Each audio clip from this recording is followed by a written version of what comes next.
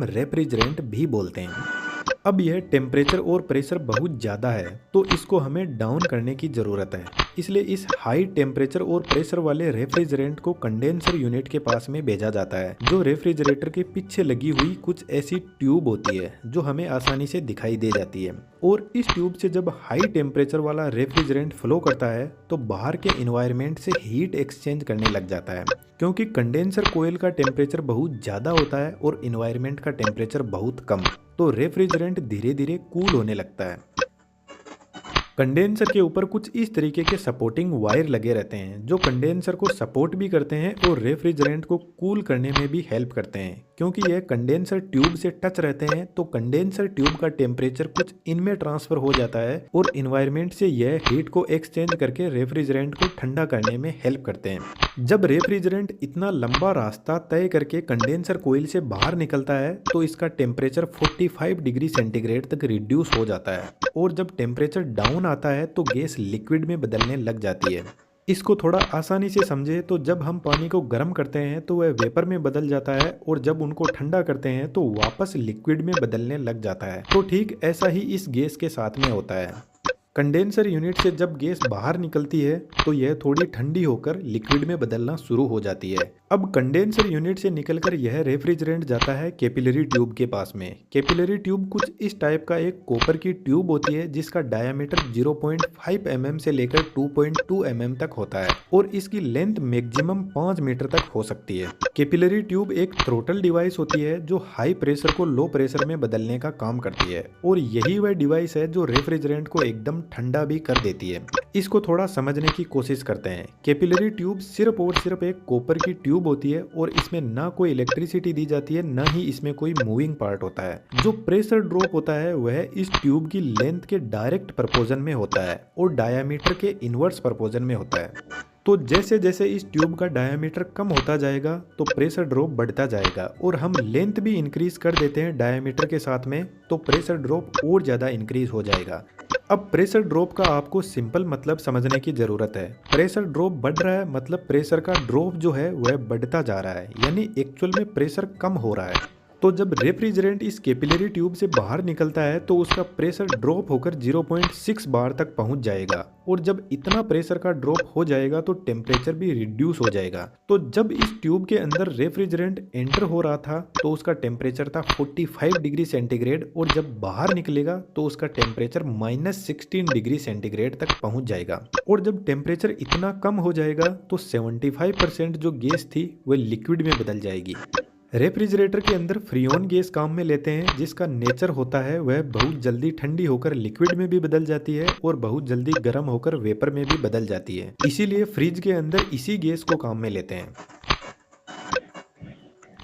दोस्तों आज मैं आपको एक बहुत बेहतरीन चीज़ दिखाता हूँ। यह फीवर वेव्स आगे ट्यूब के आगे लगा रहता है स्ट्रेनर जो एक फिल्टर का काम करता है और रेफ्रिजरेंट को एकदम प्योर फॉर्म में आगे भेजता है ताकि आगे कोई ट्यूब में ब्लॉक ना आ जाए। स्ट्रेनर से निकला हुआ रेफ्रिजरेंट पहुँचता है इवेपोरेटर कोयल के पास में और इवेपोरेटर कोयल भी एक ट्यूब ही होती है और यह रेफ्रिजरेटर का जो बॉक्स होता है उसके अंदर की तरफ होती है। सिर्फ यही कोयल है जो रेफ्रिजरेटर की बॉडी में सेट रहती है, बाकी पूरा मैकेनिज्म बाहर ही रहता है। रेफ्रिजरेटर में जो सबसे ऊपर का बॉक्स होता है जिसको हम फ्रीजर बोलते हैं वहां पर यह कोयल लगी रहती है और इसका इफेक्ट सबसे ज्यादा फ्रीजर में ही होता है। इसलिए इस बॉक्स में बर्फ आसानी से जम जाती है क्योंकि इस कोयल के अंदर एक बहुत ज्यादा ठंडा लिक्विड रेफ्रिजरेंट फ्लो कर रहा है। तो फ्रिज के अंदर जब हम कोई वेजिटेबल या फ्रूट रखते हैं तो उसकी गर्मी को इस कोयल में चल रहा रेफ्रिजरेंट एक्सचेंज कर लेता है, अपनी ठंड को वेजिटेबल को दे देता है और गर्मी को अपने पास में लेकर आगे निकल जाता है। यदि एक गर्म और एक ठंडी बॉल पास में रखी हुई है तो गर्म बॉल ठंडी बॉल को थोड़ा सा गर्म कर देगी और ठंडी वाली बॉल गर्म वाली को थोड़ा ठंडा कर देगी। इस तरीके से दोनों अपनी एनर्जी को एक्सचेंज करती रहेगी। तो ठीक ऐसा ही फ्रिज में होता है। जब इवेपोरेटर कोयल फ्रिज में रखे हुए किसी भी वेजिटेबल फ्रूट की गर्मी को एक्सचेंज करती है तो इसके अंदर जो लिक्विड फ्लो हो रहा है वह वापस वेपर में बदलने लग जाता है गर्म होकर, यानी वापस गैस में बदलने लग जाता है। और जब यह गैस इवेपोरेटर कोइल से बाहर निकलती है तो वापस फिर से इसको कंप्रेसर के पास में भेजा जाता है। लेकिन यहाँ पर एक बहुत बड़ी प्रॉब्लम आती है। जब रेफ्रिजरेंट इवेपोरेटर कोइल से बाहर निकलता है तो वह पूरा गैस में नहीं बदल पाता है, क्योंकि कई बार होता है कि फ्रिज में कुछ रखा हुआ ही नहीं है, तो रेफ्रिजरेंट किससे हीट को एक्सचेंज करेगा। और जो कंप्रेसर यूनिट होती है उसमें यदि रेफ्रिजरेंट एक भी बूंद लिक्विड फॉर्म में चला गया तो उसमें तो मोटर होती है और मोटर खराब हो जाएगी और फिर पूरा कंप्रेसर बदलना पड़ेगा, क्योंकि इसको खोलकर ठीक नहीं किया जा सकता। इसलिए कंप्रेसर के पास में एक्यूमुलेटर को सेट किया जाता है जो इवेपोरेटर कोइल से आ रहे लिक्विड को पूरी तरीके से गैस में बदल देता है और लिक्विड को अपने पास में रोक लेता है और फिर कंप्रेसर के पास में रेफ्रिजरेंट को सिर्फ और सिर्फ गैस फॉर्म में ही भेजेगा। उसके बाद में फिर से वही प्रोसेस चलती है। तो रेफ्रिजरेटर का जो सिस्टम होता है वह क्लोज लूप में काम करता है। यदि कोई लीकेज हो जाए तो ही रेफ्रिजरेटर की गैस खत्म हो सकती है, अदरवाइज इसकी गैस लाइफ टाइम तक चलती है।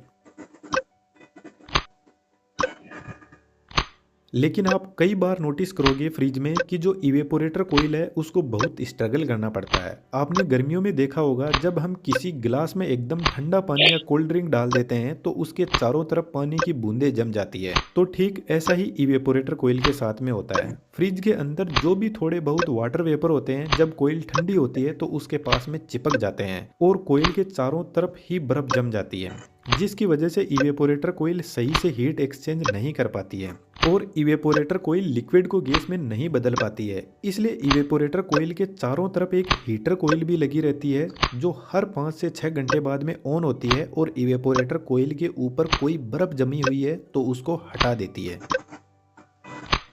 और यह बर्फ पिघलकर पीछे की तरफ एक कंटेनर में पानी के रूप में कलेक्ट हो जाती है। इवेपोरेटर कोइल सिर्फ फ्रीजर में ही लगी रहती है ऊपर की तरफ, बाकी नीचे बचे हुए फ्रिज में ठंड का इफेक्ट देने के लिए फैन लगे रहते हैं जो पूरे फ्रिज को कूल करते रहते हैं।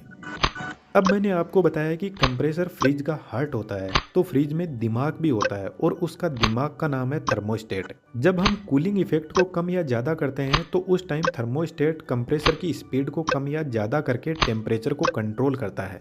यदि हम फ्रिज का टेम्परेचर बढ़ा देते हैं तो उस कंडीशन में थर्मोस्टेट कंप्रेसर को स्लो स्पीड में रोटेट करवाएगा, जिसकी वजह से कंप्रेसर कम गैस को पंप कर पाएगा और कम कूलिंग इफेक्ट दिखेगा।